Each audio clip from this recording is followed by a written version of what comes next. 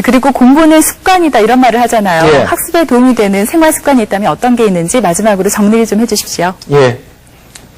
일단 학습을 잘 하기 위해서는 기억력 향상이 굉장히 중요하죠. 근데 사물을 기억하기 위해서 여러 가지 어떤 방법들이 알려져 있지만 가장 지금 왕도라고 알려진 부분들은 별로 없습니다. 가장 효과적이라고 알려진 게 결국은 반복적으로 해서 기억하는 방법이라고 알려져 있는데요.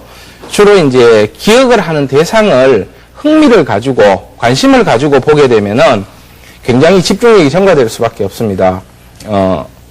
예를 들어 연애할 때 자기가 관심 있던 여자를 봤을 때 굉장히 집에 와서 보면 하나하나 다 기억하죠. 그런 것들은 굉장히 흥미를 가지고 그 사물을 관찰했기 때문에 나타나는 반응들입니다.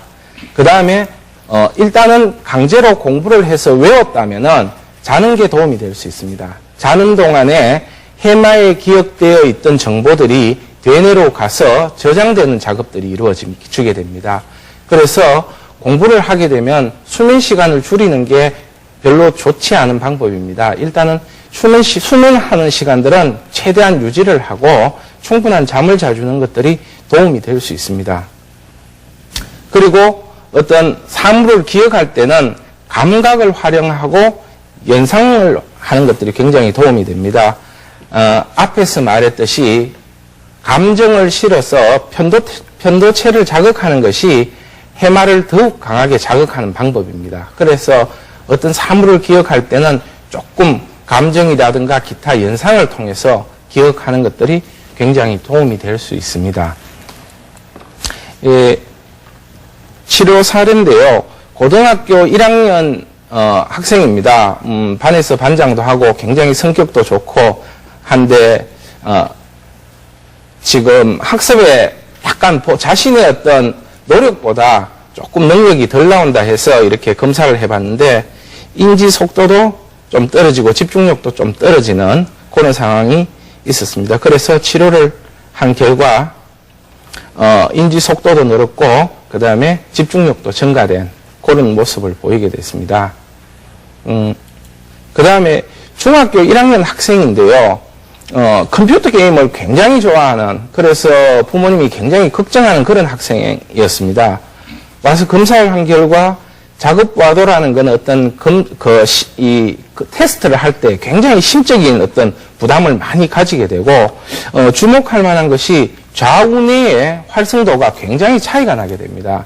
이렇게 컴퓨터 게임을 집중적으로 하게 되면 한쪽 뇌가 활성화되기 때문에 좌우뇌의 밸런스가 굉장히 깨져서 크게 문제가 있을 수 있습니다. 한 2달 가까이 치료한 결과 이렇게 좌우뇌가 어느 정도 밸런스를 좀 맞출 수 있도록 그렇게 한 결과들입니다. 그래서 컴퓨터 게임이라든가 이런 것들을 너무 지속적으로 하게 되면은 좀 문제가 있을 수 있다, 이렇게 생각이 됩니다. 학습이라는 거는 습관이면서 본인이 어떻게 하느냐가 굉장히 중요하게 됩니다. 그리고 뇌라는 것은 20세를 전후로 해서 서서히 하락 곡선을 그리게 됩니다. 그래서 1년에 한 1% 정도씩 지적 능력이 떨어져서 나이가 70이 되게 되면은 20대에 한 50%의 학습 능력이 떨어지게 됩니다. 그렇지만 우리가 계속 노력하고 또 새로운 정보를 받아들이면은 그 능력이 일반적으로 떨어지는 걸 최대한 줄일 수 있습니다. 그래서 새로운 사물에 대한 관심을 가지고 계속 노력하는 것도 도움이 되고, 사춘기 청소년들에게는 코라든가 호흡기 최대한 잘 기능을 발휘할 수 있도록 활성화시켜주는 게 도움이 될 수 있습니다.